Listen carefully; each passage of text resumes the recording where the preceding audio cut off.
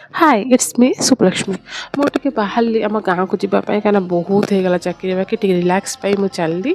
गाँव खासकर जो संध्या बेलर पाग पूरा दूर जाए देखिए तो पूरा गछलता पहाड़ ता भर सूर्य अस्त हमार दृश्य गई मैंने निज निज गोठ को फेरुवे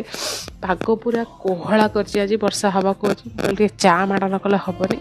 चा करने भितर वर्षा सियाड़े जोर उठेकी आसला जेहेतु आमर गोटे चाषी परिवार आमको आम धानर बहुत दायित्व नाक पड़े जो मैंने चाषी फैमिली बिलोंग करते से जापे धान पानी लगला माने सब परिश्रम बथा हो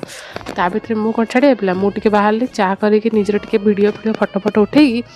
कहली पोस्ट न कले हेनी जेहेतु गाँव को दिन पर मनीष आसी बहुत सारा फटो उठेली